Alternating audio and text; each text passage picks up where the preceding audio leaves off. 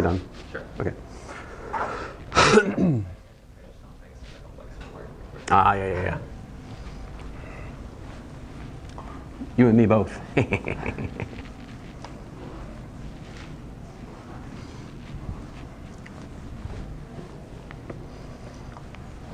All right, so doubtless there are various nuances of the theory of limits on normed linear spaces, which I have neglected, but I think we've given it a good, we did something. Okay, so I'm mostly guilty about not covering the composite limit law, but I don't know, maybe I'll come back to that some other day. Because I haven't done that in complex either. I'm lazy. Okay, so this is what's known as the Frechet derivative.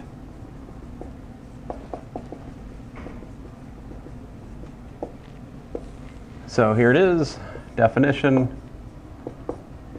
If you have a mapping F from a normed linear space V to a normed linear space W, has,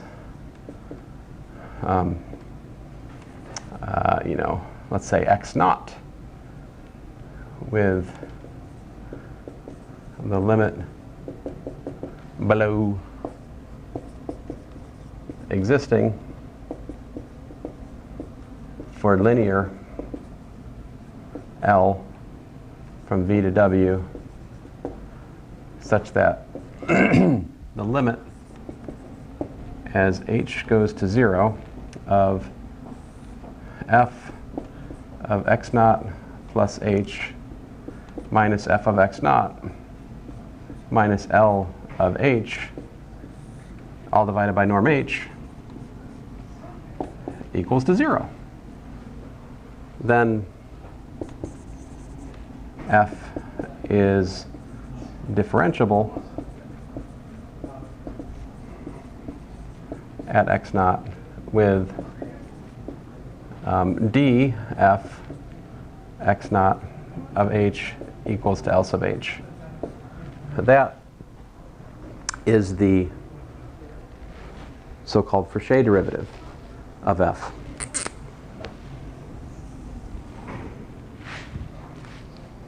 So this notion of differentiation will cover everything in the calculus sequence, like everything. It is everything. Excuse me. Example 2. Right, example 2. I usually start with this example. It's a good place to start because it's just so foreign to the calculus sequence, right? So how about this? F of a equals to a squared. So here I'm looking at the matrix square. So here F is a mapping from, let's say, Rn by n to Rn by n. And I'd like to show that this is in fact differentiable everywhere. So the way this is accomplished typically is, so I'm going to think of x naught as a. And I'm going to look at f of a plus h. And I'm going to make my h capital H because I'm thinking of a matrix, just, So I'm going to look at the difference of the function at a plus h and the function at a. So I was talking to my brother on the phone. I was telling him about the proof I gave you guys last class, and in complex, and about the theorem of Carr-Theodori. And he's just like, oh, that's just the Frechet derivative. And I was like, he's not wrong though. Like really, the Carr-Theodori thing is almost the Frechet derivative. It's so close because the Frechet derivative really is also involved in, it is invested in looking at this difference and understanding its best linear approximation. That's really what it is. So here, sometimes you can just straight calculate it. This is one of those cases. Now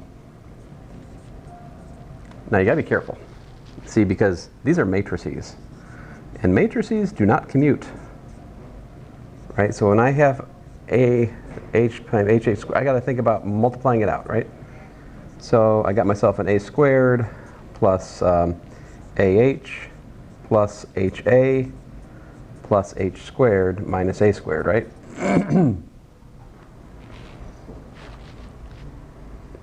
So to summarize, what I have is that f of a plus h minus f of a is equal to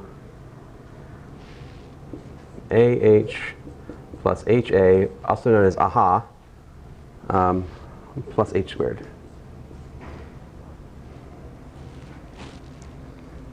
All right? Now,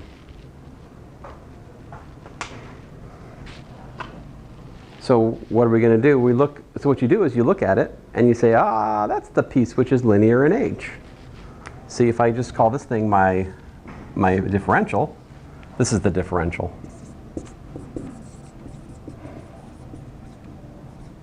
Differential. Some people might even call it the derivative. In Edwards' advanced calculus, he calls the matrix of the differential the derivative, and he calls the differential the linear transformation, which has the derivative as its matrix. Whatever. I don't really care about the name calling too much, but let's call that L of h. Is L of h linear? Well, let us check. Let us check. So if we have L of h1 plus ch2, I've got a times h1 plus ch2, right?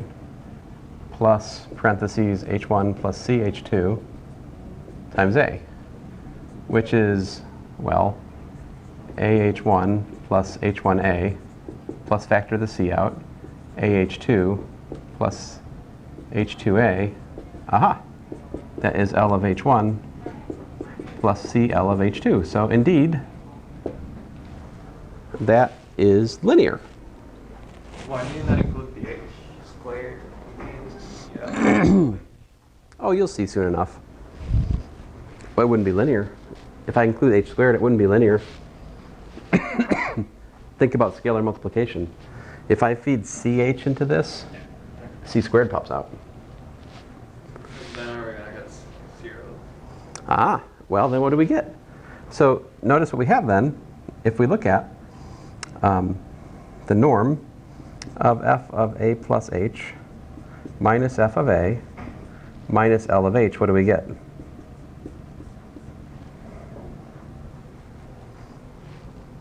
That's the norm of ah. This is literally the norm of H squared. norm of h squared, right? So if I come up to the Frechet quotient, right? If I look at the limit as h goes to 0 of the norm of, so by the way, just for the sake of, some people even throw the norm up into here. You can do that if you want. There's a theorem that if the limit of the function is 0, the limit of the norm, if and only if the limit of the norm of the function is 0. So it's immaterial whether or not we slap norms in the numerator on this, because it's, if this is equal to 0 without the norms, it's true if and only if it's equal with the norms. So for calculational convenience, let's throw the norms in, just to save me a little writing. And so what we got here is, well, I really should have given this thing a name, you know? But I'll write it out again. Oh, my bad. Let me not do this. I'm a dummy. I shouldn't have even written that again. I don't need to write it again. I just need to divide. I just need to divide, right? That divided by the norm of h. So this is for h not equal to 0, of course, right, in this calculation? Well, that is less than or equal to the norm of h squared over the norm of h, also known as the norm of h. And this, well, there's a 0 down there. Therefore, by the squeeze theorem, see, by the squeeze theorem, I guess h is going to approach 0. yeah, as h goes to 0, norm of h goes to 0. So by the squeeze theorem, we have the limit of the Frechet quotient is 0. Therefore, I have now shown that the differential at A of my square function of h is equal to, aha! Boop. And that's how you calculate a Frechet derivative from the definition. And sometimes that's actually the easier way.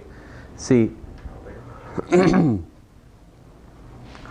we could develop, right, for this specific example, we could develop a formulaic approach to this where we're building the Frechet derivative by coordinate partial derivatives, derivatives with respect to the coordinate functions of the matrix. There are n squared of them. A11, A12, A13, dot, dot, dot, dot, all the way to ANN. And you could define partial differentiation with respect to the coordinate functions. And you could build the differential from the partial derivatives with respect to the coordinate functions. And we'll probably talk about that, but this is vastly simpler than that here. One of my most popular math stack exchange answers is like calculating the derivative of the matrix exponential with respect to aij. Like I've got an answer where I talk about how to calculate this. Or something like that, maybe just e to the a. I forget, it's something like this. And it's just a monstrous calculation.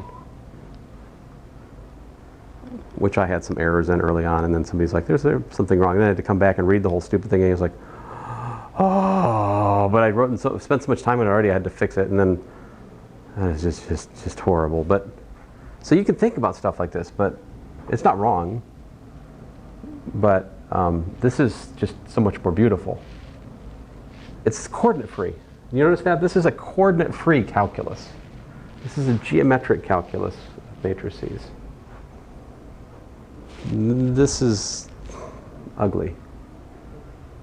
Yet sometimes we have to calculate in an ugly way, like it's just what it is. But anyway, that's a pretty good place for us to stop, so I will stop.